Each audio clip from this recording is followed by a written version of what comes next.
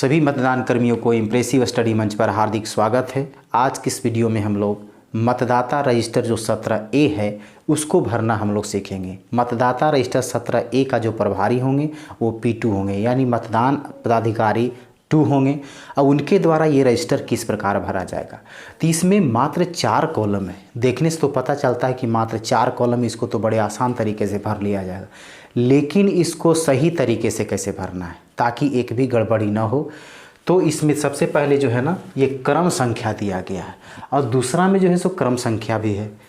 तो इसमें कौन सा क्रम संख्या कहाँ पर लिखाएगा, तो यहाँ देखा जाए तो सबसे पहला कॉलम जो क्रम संख्या है इसमें कौन सा क्रम संख्या होगा, तो ये रनिंग सीरियल नंबर यानी मतदाता रजिस्टर जो है इसका सीरियल नंबर है। इससे पता चलेगा कि आपके पास टोटल कितने मतदाता आए वोट देने के लिए। किससे पता चलेगा, तो ये आपके मतदाता रजिस्टर का सीरियल नंबर से पता चलेगा। तो इसमें 1 2 3 4 इससे हम भरते जाएंगे। मान लें कि ये पहला वोटर आया तो 1, फिर दूसरा वोटर आया तो उसका सीरियल नंबर 2, लेकिन इसमें कौन सा सीरियल नंबर होगा, तो ये कहता है कि मतदाता सूची में निर्वाचक की क्रम संख्या, यानी जो वोटर जो मतदाता आपके पास आया उसका वोटर लिस्ट में जो नाम है वो कितना सीरियल नंबर पर है। तो ये सीरियल नंबर किसका लिखाएगा, वोटर लिस्ट वाला लिखाएगा। मान लिया जाए कि अमित नाम का कोई वोटर आता है आपके पास, तो सबसे पहला वोट डालने आता है, तो सबसे पहला यानी क्या हो गया, सीरियल नंबर 1 हो गया। अब क्या है कि इसका जो सीरियल नंबर वोटर लिस्ट में कितना है वो देखना है। तो वोटर लिस्ट में वो कितना सीरियल नंबर पर है, तो मान लिया जाए कि वो 25 सीरियल नंबर, तो उसका सीरियल नंबर कितना हो गया, 25 हो गया। ठीक है। अब एक मान लें कि दूसरा वोटर आया, वो शारदा देवी का है, तो शारदा देवी कितने नंबर पर आ रहे हैं, ये दूसरा नंबर पर आ रहे हैं। तो ये वोटर लिस्ट, ये मतदाता रजिस्टर में सीरियल नंबर इसका कितना होगा, तो 2 होगा। लेकिन कहता है कि मतदाता सूची में शारदा देवी का नाम वोटर लिस्ट में है तो कितना सीरियल नंबर पर है। मान लीजिए कि उसका सीरियल नंबर 6 पर है वोटर लिस्ट में, तब यहाँ सीरियल नंबर उसका कितना लिखाएगा, 6। तो सीधा सीधा समझिए कि ये जो है मतदाता रजिस्टर का सीरियल नंबर लिखाएगा और इसमें जो है ना ये क्या होगा, उसके वोटर लिस्ट का सीरियल नंबर लिखाएगा। ठीक है। अब क्या है, इसमें निर्वाचक के हस्ताक्षर या अंगूठे का निशान और अभियुक्तियाँ, ये 2 कॉलम बड़ा कंफ्यूज करने वाला है। ये दोनों कॉलम से अनेक प्रकार के क्वेश्चन क्रिएट होते हैं। तो उन सभी क्वेश्चन को जब हम समझेंगे तभी क्या है कि इसको हम सही ढंग से भर पाएंगे। तो देखिए क्या है कि निर्वाचक के हस्ताक्षर और अंगूठे से संबंधित कौन कौन सा क्वेश्चन क्रिएट होता है। तो सबसे पहला कि हस्ताक्षर हम कैसे करवाएं। आपके पास कहता है कि क्या पढ़ा लिखा मतदाता नहीं आए यानी निरक्षर आया, तो उसको तो हम अंगूठा का निशान ले लेंगे। लेकिन क्या है कि अगर जो साक्षर व्यक्ति आया है, शिक्षित आया है, वो हस्ताक्षर करना चाह रहा है, तो उसका हस्ताक्षर हम कैसे करवाएंगे। तो देखिए इसमें क्या है, ऑप्शन दिया हुआ है कि सीधा कराएंगे कि उल्टा कराएंगे, पूर्ण कराएंगे कि लघु कराएंगे। तो सीधा और उल्टा का इसमें मतलब क्या है, तो आपके पास जो मतदाता रजिस्टर होगा इस तरह से ये रजिस्टर है। ठीक है। तो मतदाता रजिस्टर ये अपनी ओर रखे हुए थे, ये सीधा हो गया। ठीक है। और जहाँ इसको ऐसे पलट दिए तो क्या हो गया, उल्टा हो गया। तो मतदाता अगर आपके पास जब आता है तो उसका सिग्नेचर इस कॉलम में कैसे कराएंगे, तो आप ऐसे रजिस्टर को पलटेंगे तो इस तरह से क्या होगा, वो सीधा इस कॉलम में साइन करेगा। लेकिन क्या है कि इसको बार बार पलटने से क्या होगा, ये रजिस्टर को क्षति पहुंचेगा, यानी हो सकता है कि रजिस्टर फट जाए। तो इससे बचने के लिए क्या करना है, आपको क्या है कि मतदाता उधर से आया तो उसी तरफ से वो अपना साइन करेगा। ठीक है। आपके रजिस्टर में लग रहा है कि वो उल्टा है, लेकिन वो उल्टा नहीं कहलाएगा क्योंकि उस कॉलम में उसका हस्ताक्षर है। ठीक है। तो इस तरह से कराना है, बार बार रजिस्टर को ऐसे पलटना नहीं है। अगर पलटेंगे तो हो सकता है क्या कि रजिस्टर जो है वो फट सकता है। तो अपनी सुविधा के अनुसार इसमें साइन करा लेना है उससे। अब क्या है, इसमें सीधा या उल्टा समझ गए। पूर्ण और लघु, अब इसमें क्या है कि हस्ताक्षर जब कराना है तो पूर्ण कराना है कि लघु कराना है, माने पूरा हस्ताक्षर कराना है कि कुछ साइन कर देना है। प्रयास करना है कि मतदाता का हस्ताक्षर वो पूर्ण होना चाहिए, यानी पूरा पूरा वो नाम लिखे। ठीक है ना। अगर पूरा नाम नहीं लिखता है तो अपना उपनाम लिखे, लेकिन कोई चिन्ह नहीं बना दे। ठीक है ना। ऐसा नहीं कि नाम कुछ है और चिन्ह कुछ दूसरा बना दे रहा। उसमें क्या है कि इनिशियल भी उसका सही हस्ताक्षर में नहीं है, तो इस स्थिति में क्या है कि उसका पूरा पूरा हस्ताक्षर लेना है। ये हो गया क्या कि हस्ताक्षर कैसे कराएं, इसका सॉल्यूशन हो गया। अब दूसरा क्वेश्चन क्रिएट होता है कि साक्षर मतदाता हस्ताक्षर करने से मना कर दे, तब क्या करेंगे। साक्षर मतदाता आया, वो पढ़ा लिखा, वो कहेगा कि हम हस्ताक्षर नहीं करेंगे, तब क्या करना है, उससे अंगूठा का निशान ले लेना है। ठीक है। अब तीसरा क्वेश्चन क्रिएट होता है कि साक्षर मतदाता हस्ताक्षर और अंगूठा दोनों से इनकार करे तो क्या करें।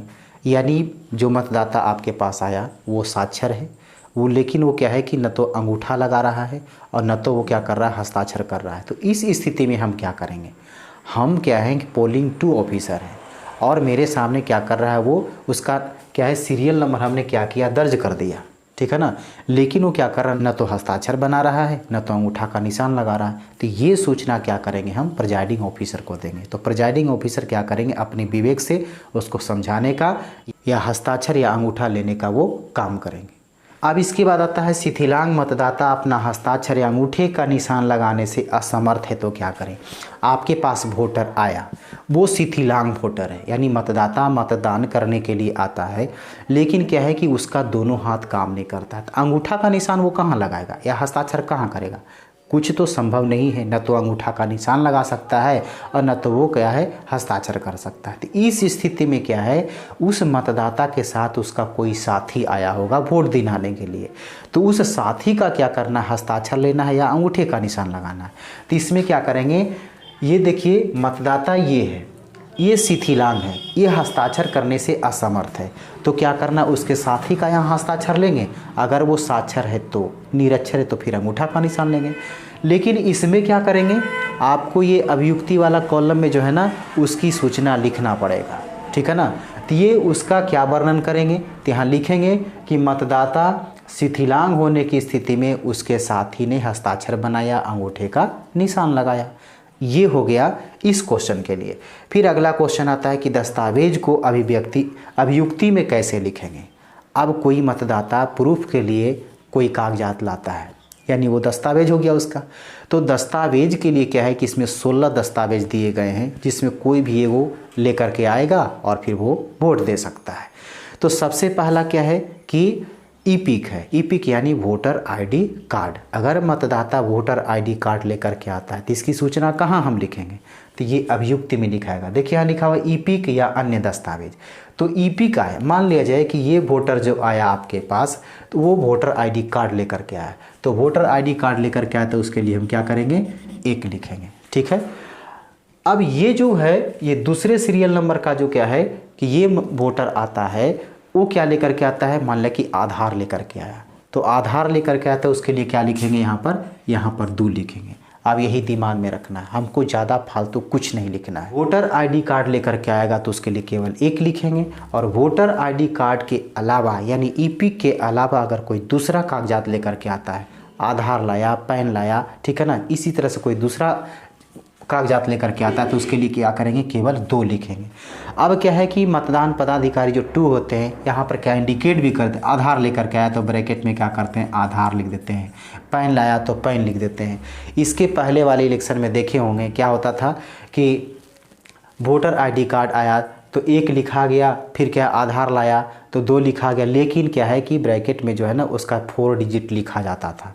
तो इसमें वैसा नहीं करना है, वैसा कन्फ्यूजन में नहीं पड़ना है, केवल 1 और 2 लिखना है। 1 से पता चल जाएगा कि वोटर आईडी कार्ड ला करके वो वोट दिया है, और 2 से पता चल जाएगा कि वो वोटर आईडी कार्ड को छोड़ करके कोई दूसरा दस्तावेज लाया और वोट दिया है।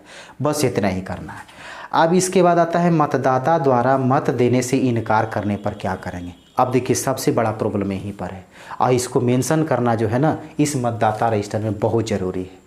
आपके पास कोई मतदाता आया, अभी कुछ नहीं बोल रहा है, क्या किया उसका मतदाता रजिस्टर में सब मेंशन कर दिया, आप पूरी सूचना उसको लिख दी कि कितना सीरियल नंबर का मतदाता है, वो हस्ताक्षर भी कर दिया या अंगूठे का निशान भी लगाया। अब जाता है वोटिंग कंपार्टमेंट में, क्या करता है, वोट देने से मना कर देता है, कहता है कि हम वोट नहीं देंगे।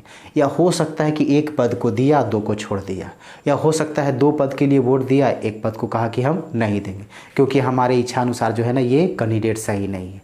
अब क्या करेंगे इस स्थिति में, आपका जो कहता है मत पत्र लेखा भर आएगा, और ये जो मतदाता रजिस्टर रहेगा और जो ईवीएम रहेगा, इसमें आपको फ़र्क आ जाएगा। तो इसको सही सॉल्यूशन के लिए क्या करना है, सही मिलान करने के लिए सबसे पहले तो क्या करेंगे, इसमें आपको मेंशन करना होगा कि वो मतदाता अगर मान लिया जाए कि पार्षद पद का इनकार कर दिया, उसका वोट नहीं दिया, दूगों के वोट दे दिया, उप मुख्य पार्षद और मुख्य पार्षद का वोटिंग कर दिया और पार्षद का नहीं दिया, तो यहाँ पर लिख देना है, मान लें कि सीरियल नंबर इतना का, ठीक है ना। तो इसमें क्या है कि अभियुक्ति में लिख देंगे कि यह मतदाता पार्षद पद का मतदान करने से इनकार किया। अब यहाँ पर लिख दीजिएगा तो क्या होगा कि आपको मत पत्र लेखा में उसको भरने में आसान होगा कि कितना जो मतदाता है वो वोटिंग नहीं किया, ठीक है। अगर हो सकता है कि एक भी मतदान नहीं किया, यानी तीनों पद को छोड़ दिया, तो लिख देंगे कि यह मतदाता जो है सभी पद के लिए मतदान करने से इनकार कर दिया। इस तरह से हमें मेंशन करते चलना है। अब इसके बाद आता है, नीचे में रहेगा क्या, हर एक पेज में पीठासीन पदाधिकारी का हस्ताक्षर रहेगा, ठीक है।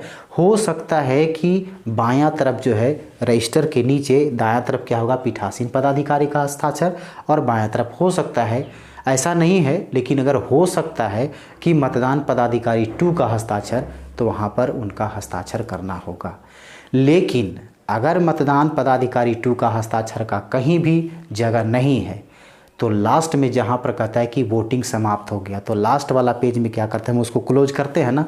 ये मान लें कि पेज है तो इसको हम इस तरह से क्लोज करते हैं। उसके बाद क्या है कि पीठासीन पदाधिकारी यहाँ पर हस्ताक्षर करते हैं।